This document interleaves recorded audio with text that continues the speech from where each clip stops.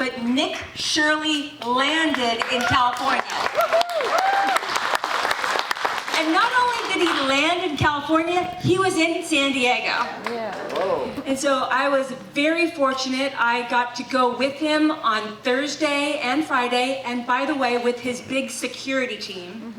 So on Thursday, there were 3 guys straight out of Central Casting. They looked like they were fresh out of the military, Escalade, SUV, and then we started going to the learning centers. And let me tell you, so Nick will be putting out the video on YouTube in about 6 days. Originally he told me, oh, I'm gonna put it out in about 2 to 3 weeks. But there has already been some videos leaked from the daycares that we knocked on that have gone viral. So you can expect that next week. All right, so what did we find out? So one of the places that we went to, it was called Medina Learning Center. And it's located in City Heights. And how I got involved in all this is I really was inspired by what Nick Shirley was doing. I'm a state licensed private investigator. I've had my license in California since 1999. So I thought, you know what I can do? I can search public records. And so I was an honest broker. I never focused on any ethnic group. I literally started with daycare, starting with A. And within an hour, I found 3 ghost daycares. And one of them was this place called Medina Learning Center.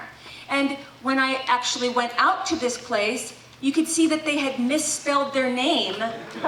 Yes, just like Minnesota. It said Medina Learning Center on there. So that was our first stop. Nick and I went to that one. And in my hand, I had a stack of reports from the state of California inspectors.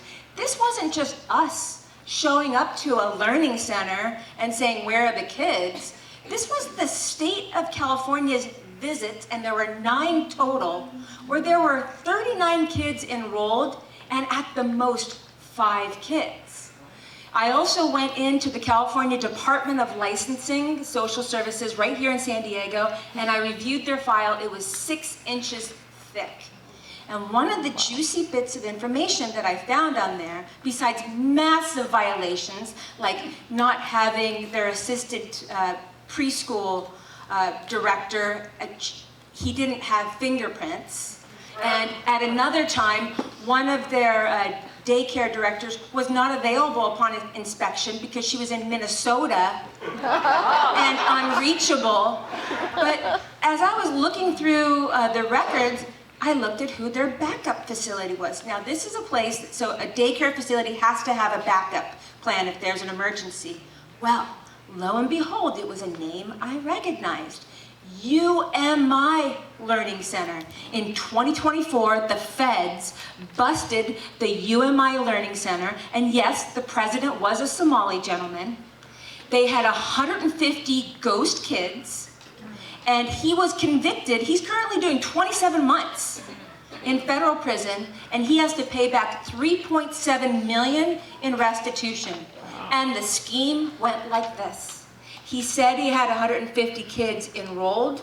They were all ghost kids, but get this, he had a kickback scheme with the parents.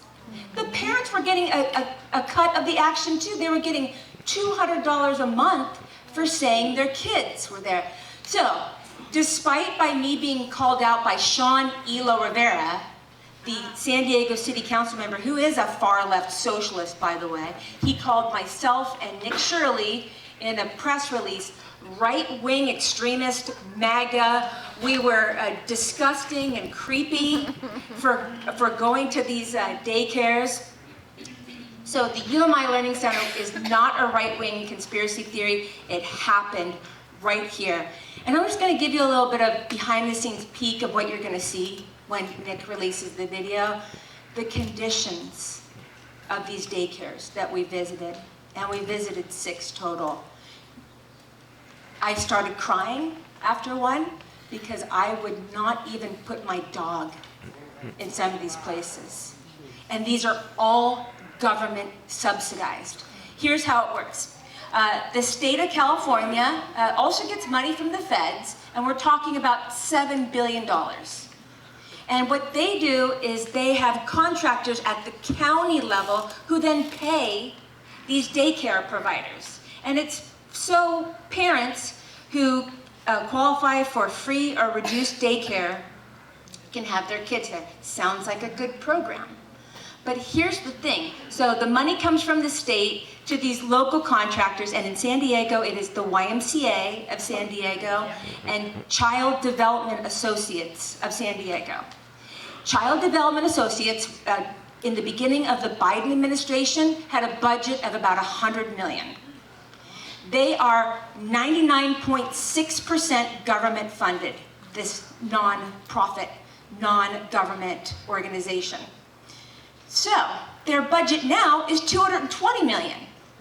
And you should see the salaries. They pay out nearly $30 million in salaries to these executives that run this. So the YMCA of San Diego, CDA, they pay these child care providers, and they act as a parallel government, a shadow government. Because even though it's mostly government funded, you can't do a Public Records Act request. I asked the executive directors of both those organizations to access to their paying, because, hey, you're mostly government funded. This is our tax dollars. We should be able to do a Public Records Act request. They told me to go pound sand.